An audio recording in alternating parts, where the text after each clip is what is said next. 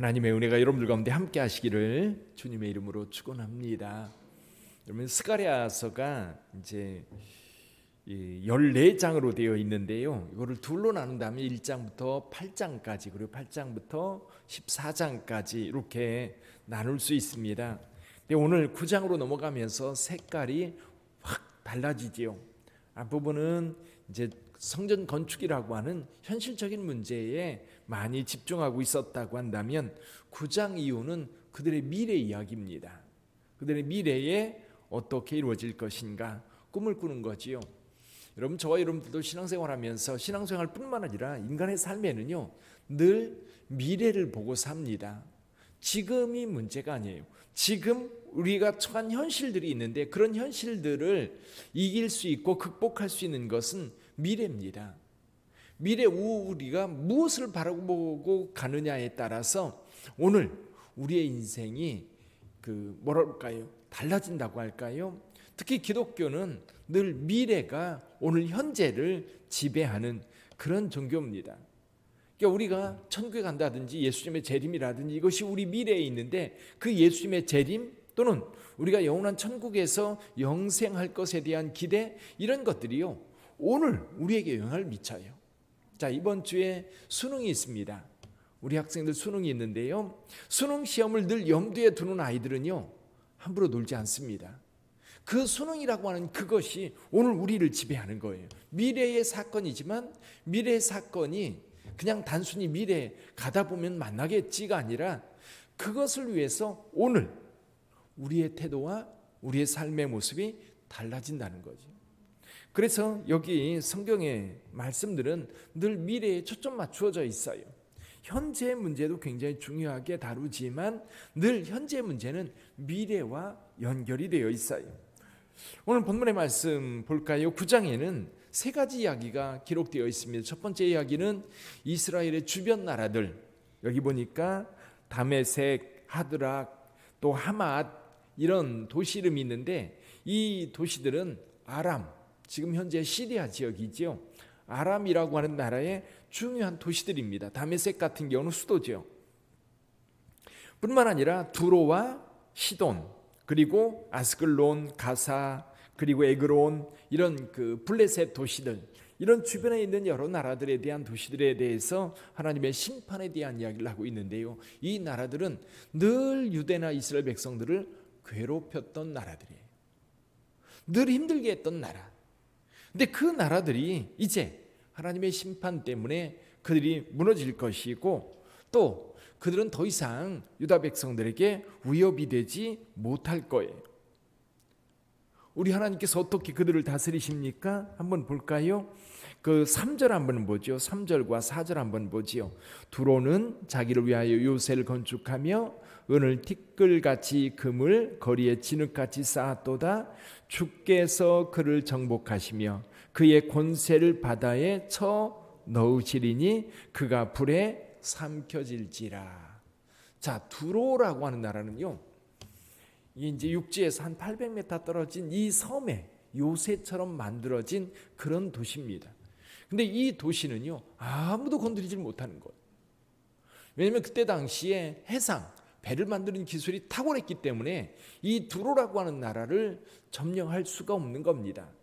세계사적으로 보면 우리는 흔히 페니키아라고 하는 나라로 이름을 불렸죠. 이 수로보니게라고 성경에 번역되어 있고요.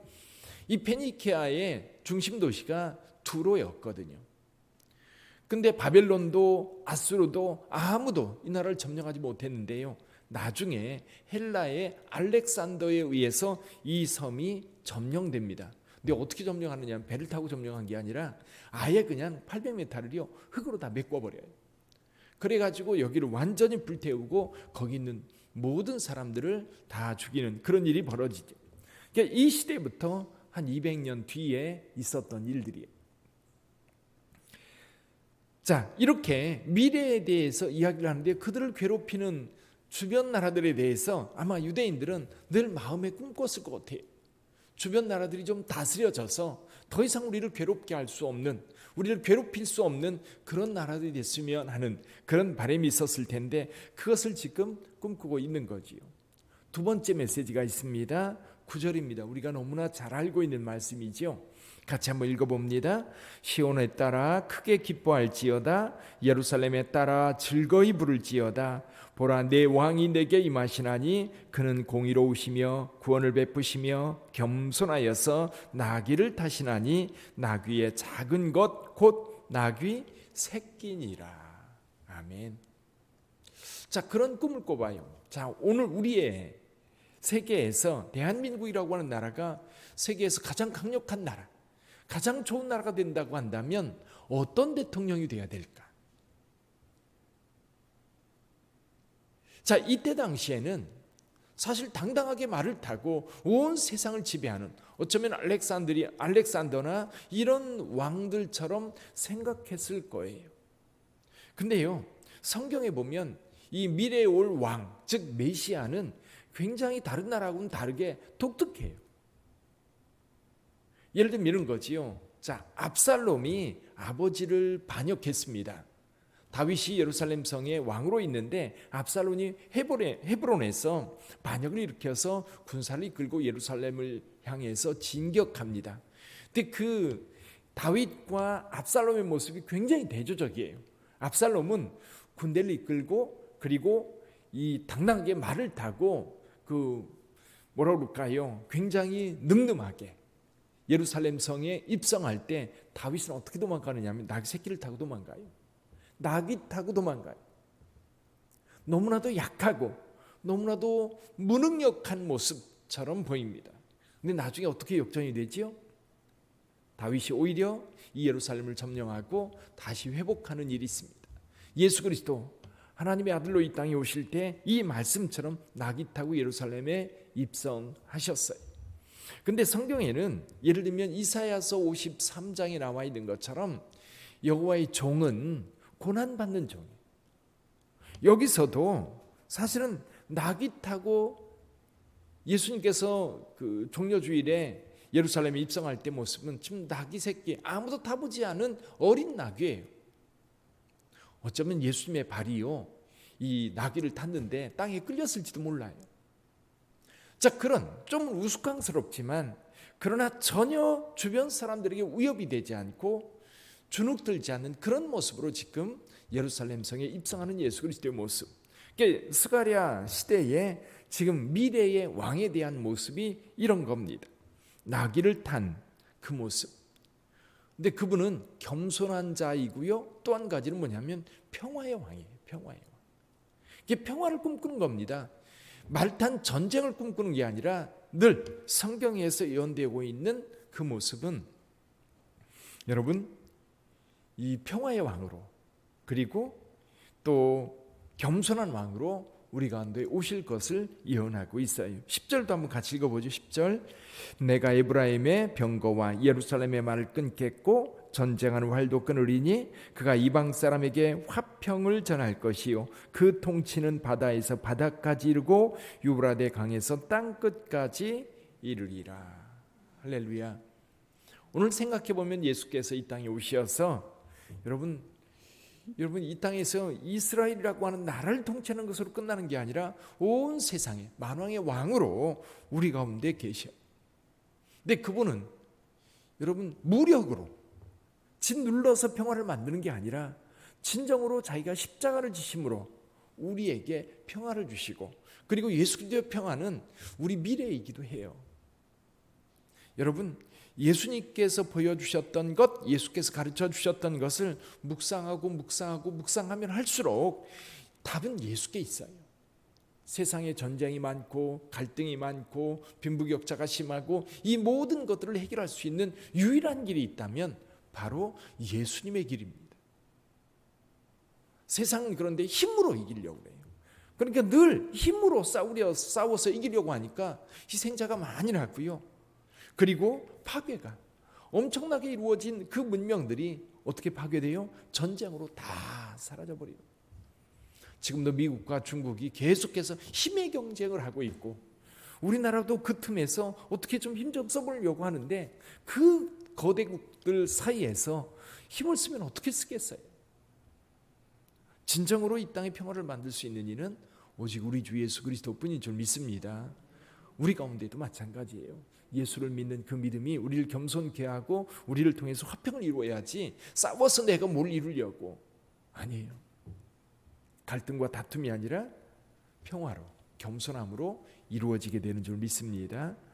이렇게 될 때에 어떤 일이 벌어지느냐면 전 세계에 흩어졌던 이 하나님의 백성들이 다 예루살렘으로 돌아오게 될 거예요. 12절 한번 볼까요? 12절 같이 읽어봅니다. 갇혀 있으나 소망을 품은 자들아 너희는 요새로 돌아올지니라. 내가 오늘 또 이르노라. 내가 내게 갑절이나 갚을 것이라. 아멘. 이제 그 백성들이 여호와께서 예루살렘 성에 임재해 계시고 거기에 머물기 때문에 다 그곳으로 모여들 거예요.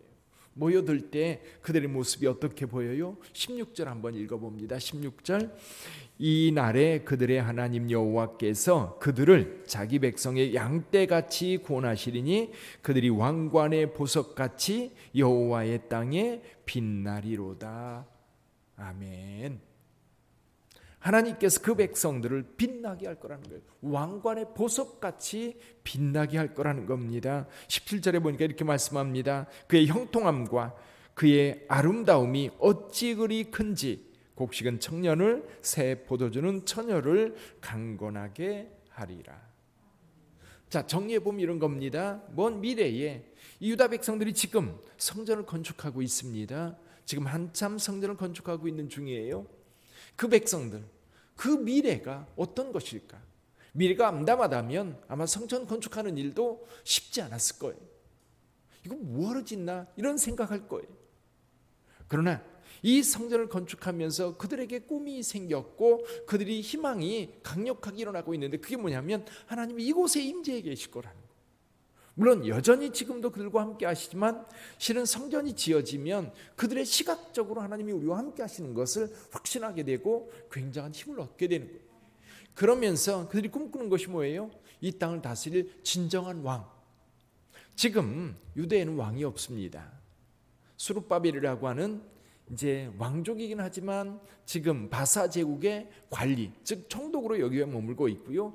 대제사장 여호수아가 실제로 지금 하나님 앞에 백성의 지도자로 서 있습니다. 그러나 왕은 아니에요. 지금 이 땅의 왕은 누구예요? 다리우스. 여러분 바사 왕이에요. 바사 왕이 지금 이 유다 땅의 통치자 왕인 거예요. 근데 유대인들은 그 왕 말고 진정으로 하나님께서 세우신 진정한 왕, 그가 오실 그때에는 진정으로 우리에게 평화가 이루어질 뿐만 아니라 그 백성들이 하나님 앞에 높임받을 거예요. 그때가 되면 주변에 이스라엘 백성들을 괴롭혔던 그 모든 나라들이 다스려질 것이고 이제 전쟁통에 다 흩어졌던 유대인들이 다 모여들어서 그들이 하나님 앞에 영광을 얻게 될 거라고 하는 꿈을 꾸는 거예요. 여러분의 꿈은 무엇입니까? 물론 조금 더 잘 사는 것, 조금 더 여유 있게 살아가는 것, 내 자식들이 좀 잘 되는 것, 여러분 그것도 우리에게 굉장히 중요한 꿈입니다. 여러분 그보다 더 큰 꿈을 좀 꾸었으면 좋겠어요. 우리 주 예수 그리스도께서 재림하셔서 이 땅에 하나님의 나라가 이루어질 때에 어떤 모습일까? 나는 그때 어떤 모습일까? 우리 교회는 그때 그 어떤 역할을 할 수 있을까? 또 주님이 오시는 그날까지 우리 교회가 또는 저와 여러분들이 어떻게 그날을 준비해 갈까? 꿈꾸면서 기도하는 저와 여러분들이 되기를 주님의 이름으로 축원합니다. 기도하겠습니다.